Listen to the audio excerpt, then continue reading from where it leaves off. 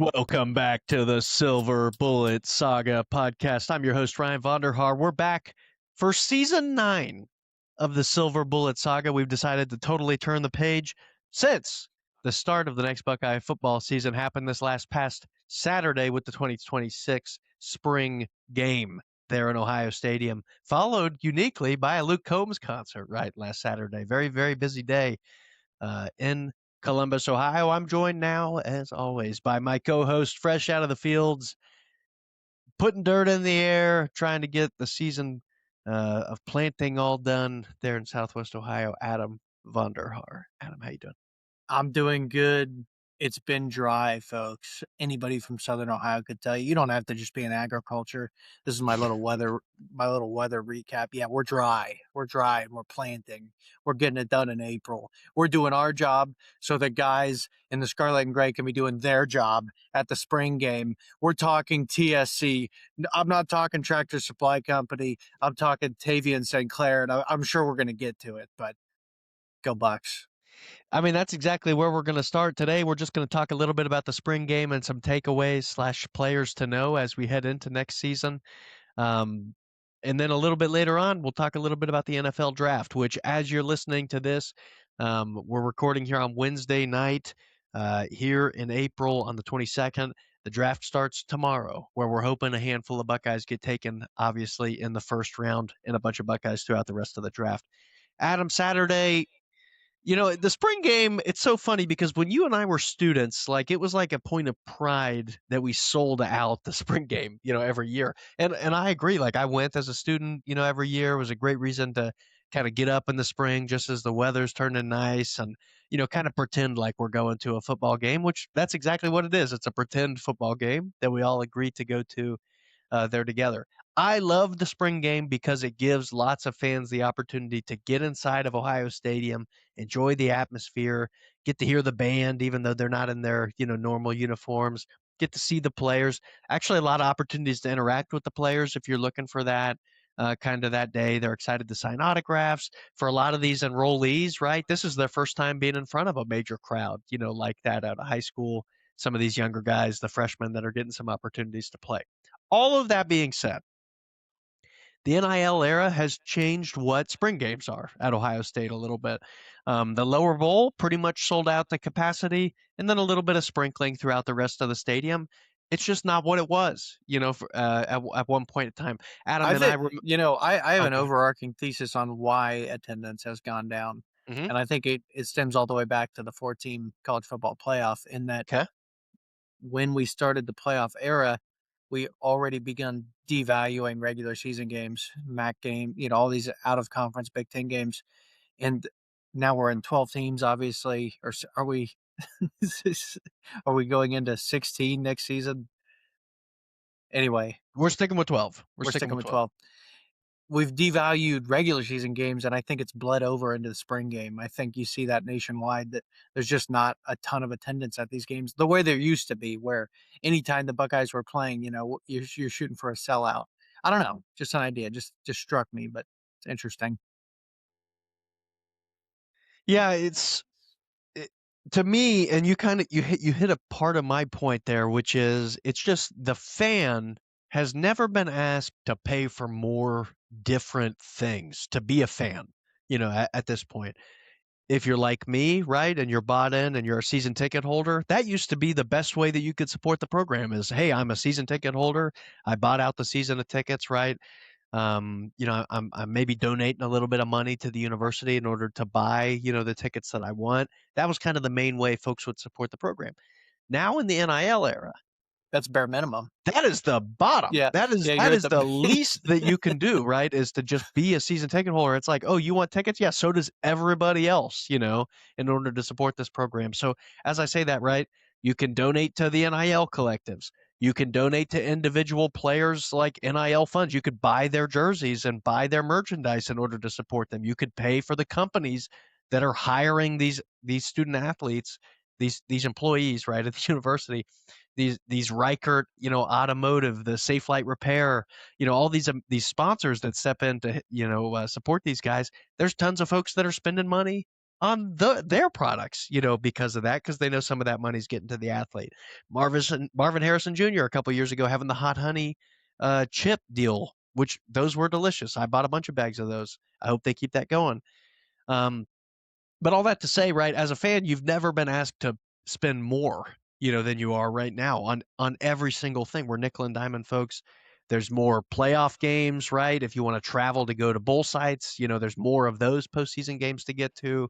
And then one thing to connect it back to the spring game, and I actually don't hate this as much as some folks do, but it was a story, right, that came out of the spring game. When you went in to the concession stand from the local football booster club of the local high school that's volunteering to sell hot dogs and pretzels and beer, at the spring game, when you go up to the counter, you take your card out to pay, just like you might see at Kroger, and we're donating to some sort of nonprofit organization, Philanthropy, philanthropy, a good right? cause. It asks you if you'd like to round up on your purchase to donate to the Ohio State NIL. Okay.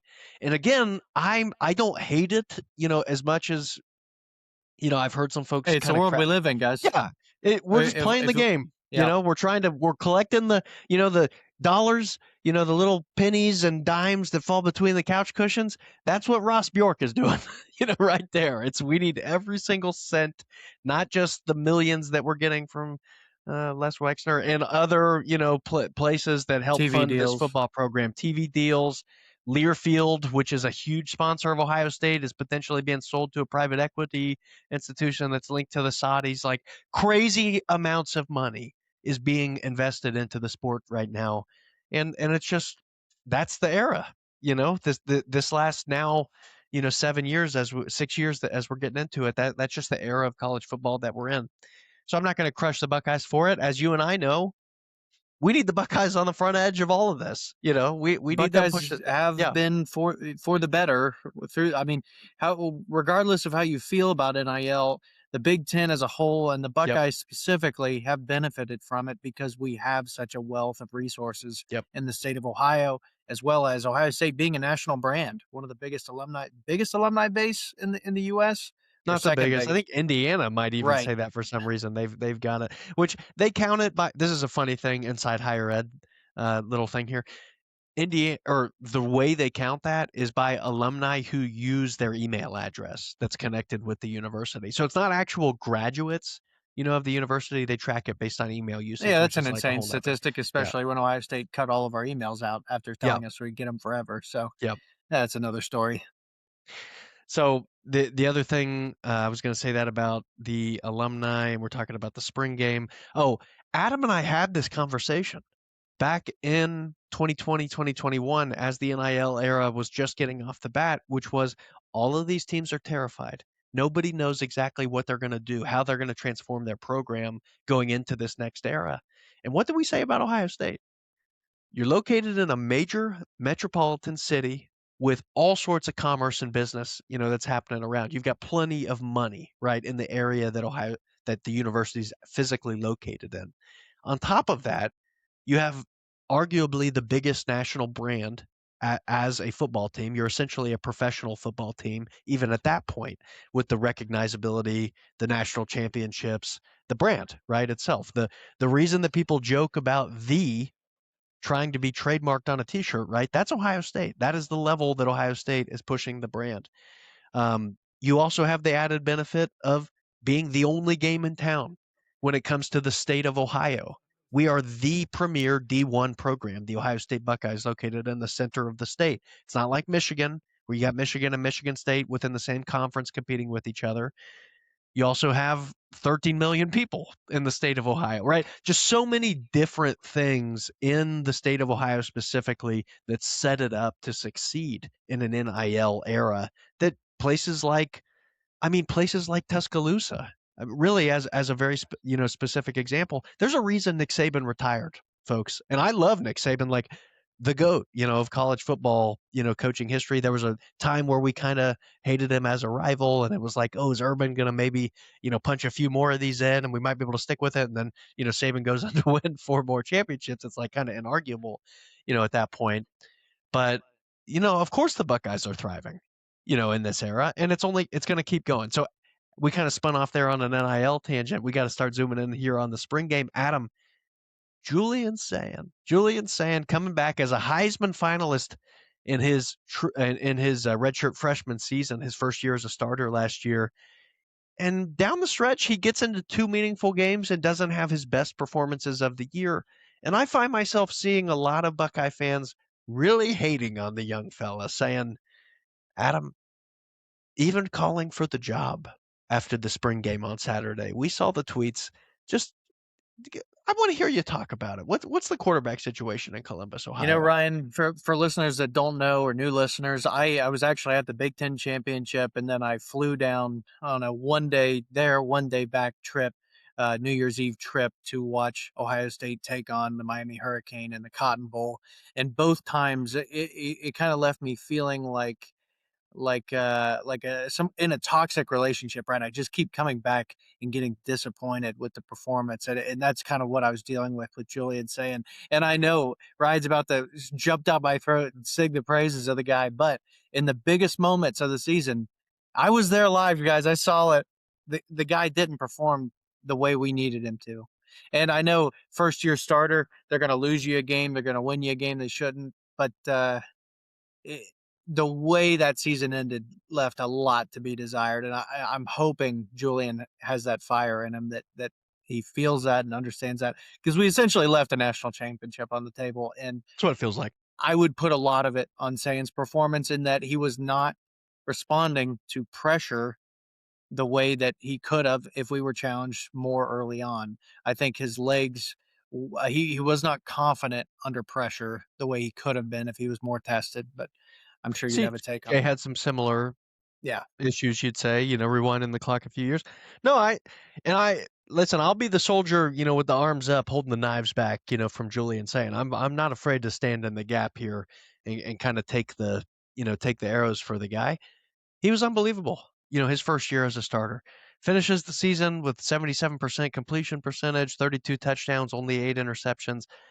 Did he shrink in two big moments? Yeah, he did. He also played two unbelievable defenses in Indiana and Miami, like giving credit to those two really good teams that then played each other for a national championship, right?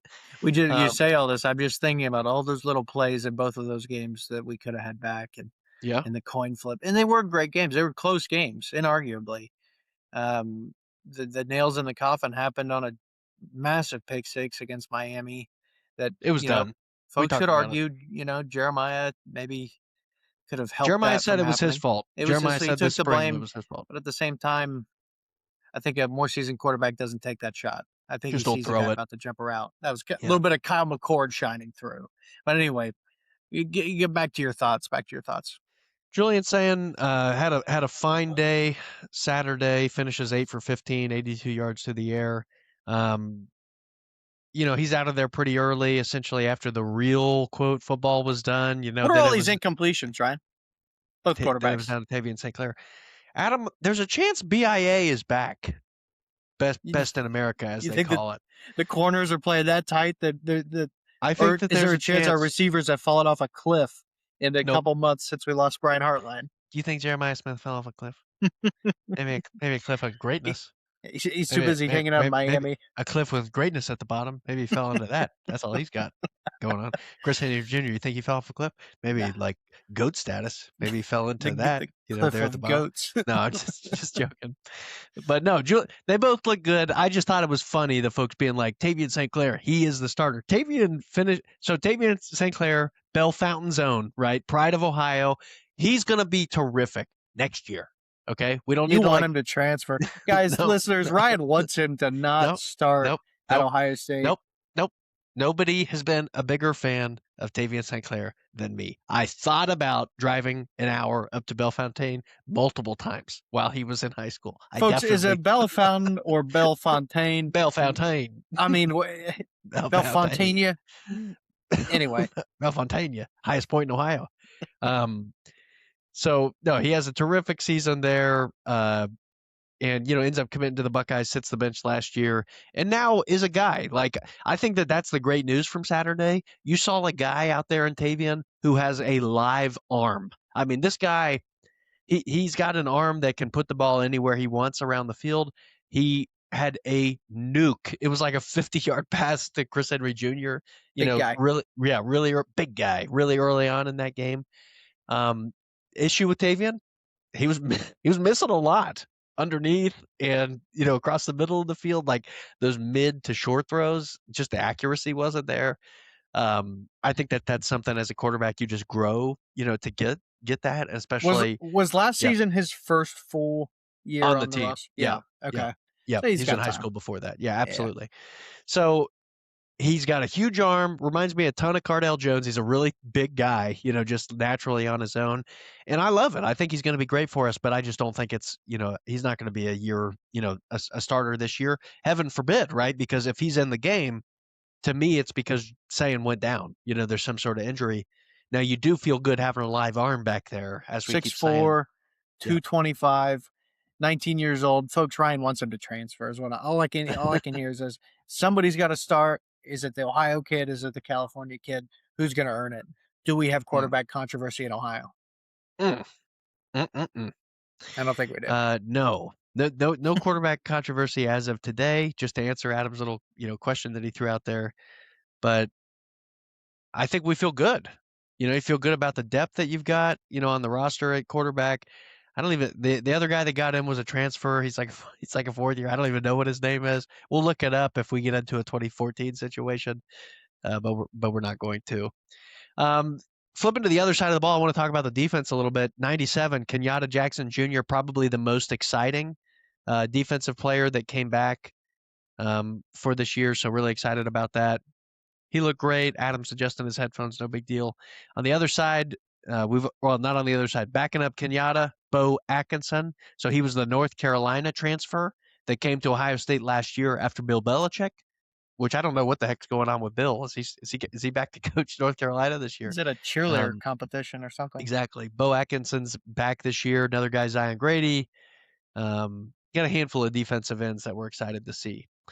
In the middle of the defensive line, talking about a few guys: Will Smith Jr., John Walker, James Smith, Edric Houston. So James Smith, John Walker are these big guys, big guy that we got from Alabama. We essentially took Alabama's starting defensive line, at least the best of it. They transferred to Ohio State, if everybody forgot that here earlier in the spring. So excited about what the line is doing.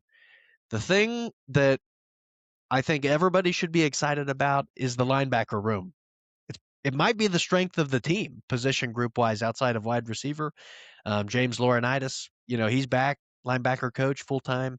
Got a handful of guys from Texas that we've gone down to recruit, which everybody's excited about. The names to remember: Peyton Pierce, Sincere Johnson. Love that name, Sincere Johnson. He's a nice guy, but he's going to crush you, right? Riley Pettijohn. And then I think this is the transfer, and I don't know how to say his last name, Christian Allegro. I think you crushed that. Yeah. So we're just I guess excited and yeah, looking forward to. Oh, Allegro was the Wisconsin transfer. I got that here in the notes. Okay, so we the starting linebacker at Wisconsin, now here with the Buckeyes. When we move on to corner, Adam, and we get back to your issue with why the wide receivers were not catching a bunch of balls, the corners were making some plays. And inside the Woody, they're really excited about this guy, Devin Sanchez. There's a reason that my guy, Aaron Scott Jr., Springfield's own, left the program last year. He wasn't going to see the field because we have our starters essentially You listed out. abandoned your guys so quick. Oh, he's gone. How about you call him or text him and tell him, hey, buddy, think about sticking around? He's in Oregon, Adam. He went to Oregon. He left for a big place. He's probably gonna play. He's probably gonna play. Yeah. Quack. We'll beat him. Jermaine Matthews Jr., everybody knows him. He's back, one of the leaders on the defense for this year. Devin Sanchez will be a first-year starter. He got into some games last year. And then Earl Little Jr. Playing nickel. And then another transfer that we got, everybody's excited about when we look at the safety position, the biggest group to replace, right? Caleb Downs, who came in 2 years ago and totally changed the culture and just the ceiling of the Ohio State defense, coming from Alabama. There's a national championship in 2024 in part because of Caleb Downs, coming to this team. So absolutely very thankful for him. let's see. Terry Moore was one of college football's best free safeties in 2024 before missing the 2025 season with a torn ACL. He's looking to restart his college career here at Ohio State. So he's transferring in from Duke. And then obviously Jalen McClain, who did get in and play some last year, he'll be the strong safety. So that kind of wraps out the defense. We're feeling good about it. Though the folks on offense, Adam, to mention, right? Well, okay, two things.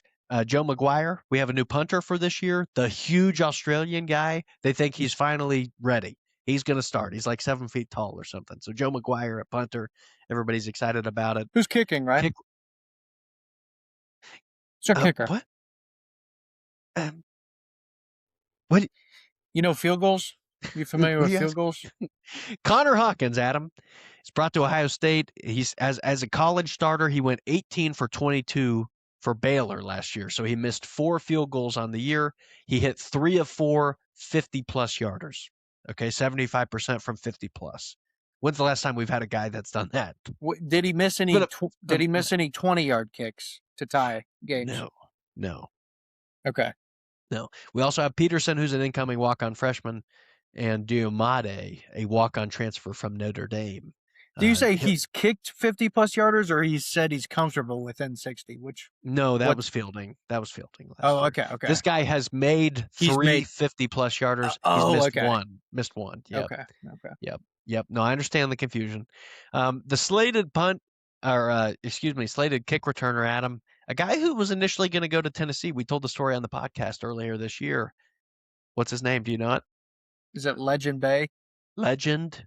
The story, folks. You think AI wrote the story on this recruit? Yeah. I mean, hopefully there ends up being a movie about several weeks in this kid's life where his mother makes him commit to Tennessee. He basically says, "I'm being held hostage because I'm not 18 years old to make this own decision." Yeah. And then he flips back to Ohio State, the place he always wanted to go. I mean, what an unbelievable mother. It was against his mother. Obviously, Mrs. Bay, welcome to OSU Twitter. I'm sure we're going to have a field day. We're going to be nice. Yeah, it's going to be great. But only ever nice. Insane start to the relationship. No, it's insane. On offense, I mean, the guys that we want to talk about, right? Chris Henry Jr.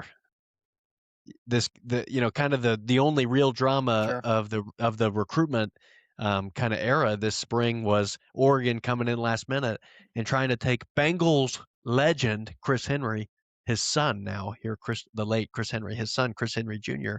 They were trying to flip him there pretty last minute. Didn't happen. Chris Henry Jr. probably going to be wide receiver 3. I think he's going to be a starting receiver this year. Love it. Adam, what we call white lightning, Brock Boyd, receiver, Texas. Welcome. He lost the only reason I bring him up is he lost his black stripe around the same time Chris Henry Jr. did, which to me means, hey, Brock Boyd's going to see the field this year. Like they're pretty excited about him. They think he's. I need to look up some Brock Boyd stats. I mean, he's a true wide receiver. He's not like a big wide receiver that they're gonna kind of use as he's like a slot guy. That's crazy. He's gonna be like underneath.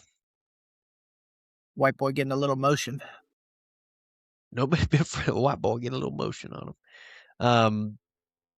So obviously Chris Henry Jr. 6'1", 184. Folks, he better be fast because he's just a wee lad. Cut it up around the middle. So Julian Sane, starting quarterback, Davian St. Clair, going to be your backup for this year. Bo Jackson, everybody remembers that name. Bo is back.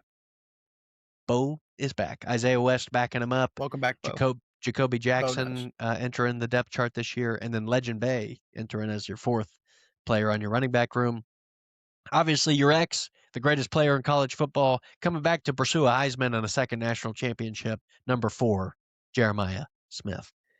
At the wide receiver Z position, Chris Henry Jr., as we just talked about. And then wide receiver playing the slot is Brandon Ennis, back from last year. I believe he's going to be backed up by, is it Kyle Parker? I think that is the guy from LSU. We picked up an LSU transfer with the LSU wide receiver coach coming along to replace Brian Hartline there in that room. Tight end, 5-star recruit. Remember when this guy committed? Nate Roberts, hoping that he catches a bunch of touchdowns this year. Most of the offensive line is back. Nobody knows the name, so I won't run through them other than our guy from Findlay, Luke Montgomery, and our guy from J&M, Carson Hinsman, back at center, Adam. And I know Dad's got a whole plan to try and meet him at Farm Science Review this fall. With that, Adam, I didn't have many other takeaways from the spring game. It looked like the fellas had fun. Anything else to throw in? No, I think that pretty well covers it. Flip the page. We got a big draft tomorrow. Big old draft, Adam. You and I are Bengals fans. We've recorded a couple Who Dey podcasts on this feed before, and Adam, the Bengals are back. The They're absolutely Bengals back. are back. Why don't you tell us what happened on Saturday? They made one of the biggest heel turns, but for the positive, whatever you'd call that in wrestling lore. They traded their 10th overall pick for a player. They went and got a guy. Folks that aren't Bengals fans ought to know that we never give up picks. We value them. The pick itself is more valuable than any player could ever be. Has kind of been the ownership's mindset, and that we could never give these picks up. It's an impossibility, and yet we went completely against our tracked 60 years of history, and we gave it up. We traded the pick to the New York Giants and brought in Dexter Lawrence, a starting defensive tackle, and couldn't be happier. Who Dey? Got a big monster in the middle of the defense, and the reason that connects to us is Adam and I were holding out hope. Please, Caleb Downs, please, Sonny Styles, please be there at pick 10. They weren't going to be there. Not even close. We're going to know for sure tomorrow night, obviously. But I even say then, if the Giants take Caleb Downs at 10 with the pick that they took from us, he wouldn't have been there if we didn't trade it to him. They would have taken him at 5. I would explain away that for myself anyway if they do. We got 4 guys slated to be definite first rounders. Arvell Reese is kind of the consensus first Buckeye off the board. What a beautiful season here in the NIL era to know, hey, I can ride the bench for 2 to 3 seasons and have 1 year as a starter and then be the first non-quarterback potentially taken. That's Arvell Reese, because that's I how wish much the Bengals could trade up. Absolutely. He's an animal. Hopefully he goes to the NFC. That's the only thing that we're praying for. And it's the same with most of these guys. Get them out of the AFC. So we have 6 of 7 news outlets projecting him to go to the Jets at 2. The Jets. Okay. Yeah. Well, he'd be there with us, which that'd be a problem. And the Pro Football has him Dallas at 3. So it's keep either him out of the division. Yeah, Jets or Cowboys. I think the other one will take the other one because you got Sonny Styles right there too, and he tested off of the charts at the combine. Everybody's excited about him. NFL.com hates him for some reason. They have him at 12 going to the Cowboys. Everybody else has him 3 through 5. Yeah. So Carnell Tate right there with Malachi Lemon as the best receivers in this year's class. My guess is he's going to be top 10 just because Ohio State's built a brand at this point that if you want a playmaker, a guy who's a ready pro to step in and make an impact, just ask Jackson Smith Njigba, Super Bowl champion for the Seahawks this last year, or Emeka Egbuka carrying that bad Buccaneers team this last year. Once again, NFL.com absolutely hates Buckeyes, apparently. Latest pick there at 11. Everybody else has them 6 through 8. Either the Browns, the Saints, or the Dolphins are the projected places to land. Remember that year, I think, was it Chris Olave and Garrett Wilson were taken back-to-back? It was like 10-11, I think. Yeah. There with the Saints and the Jets. So you never know. It's just who needs the receiver and who's willing to spend, obviously, that top pick on it. And then our guy, Caleb Downs, elite defensive playmaker, a reset culturally for any defense that needs it in the NFL. And for me, the number one guy I wanted in this year's draft as a Bengals fan, just because of the off the field, kind of the leadership that he would bring, the coach on the field kind of stuff. Adam, what does NFL think? Everyone has him going to the Giants, either 5 or 10, because they have the 5 and 10 pick, except CBS Sports, who had him going to the Bengals with the 10th pick as they made the mock draft before the trade. That makes sense. Yeah. Caden McDonald, defensive tackle, projected late first round, early second round. K-Mac, as we called him, another guy we thought the Bengals might need to go after. Big old defensive tackle. He's going to make some team very happy. Do they have anything on Caden? Late first round, early second round. Yep. Texans, Raiders, Chargers, Bills, Jets. So kind of all over the place on where he could end up. And then three other guys here that could be Bengals. I'll just run through them real quick. Max Clare, Purdue transfer, comes into the Buckeyes this season. Has a fine season, not as utilized as I thought he would be, kind of down the stretch. He's a day 2 projection, going to be a playmaker for somebody in the NFL. I'll just run through them, Adam. Davidson Igbinosun, corner, Iggy, as we call him, long, lengthy. He kind of was able to turn down the penalties this last season. He had a bad pass interference issue 2 years ago. This year cleaned it up quite a bit. He's going to be a fine corner in the NFL. Big playmaker, had that unbelievable interception at Penn State 2 years ago. Or no, that was this last year. He had that one in the end zone.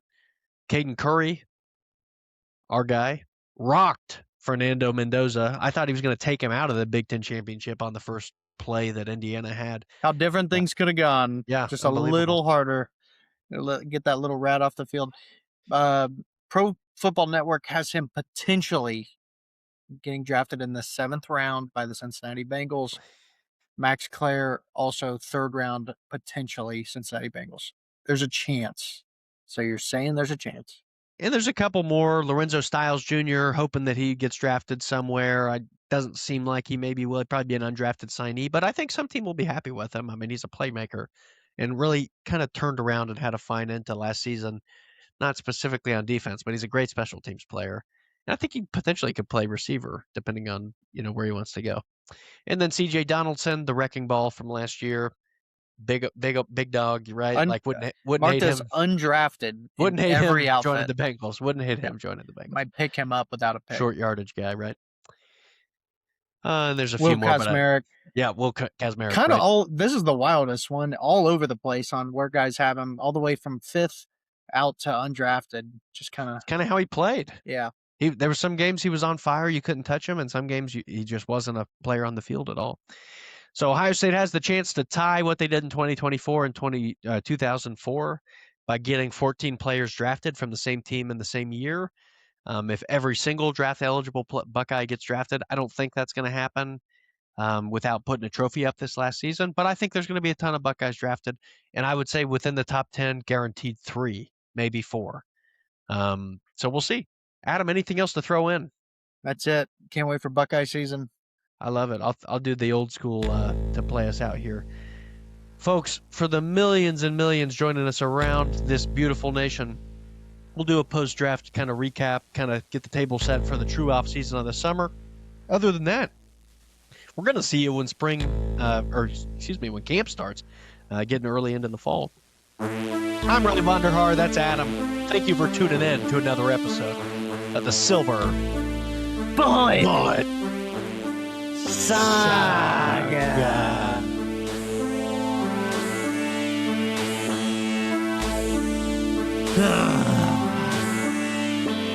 Spring game.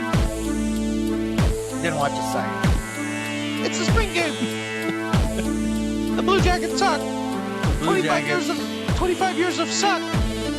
Blue Jackets, you suck. Why not turn into Jack Nichols? Blue Jackets, you suck. Why do you hurt me so? You hurt me so bad. I just want to watch you play on ball. Blue Jackets, you suck.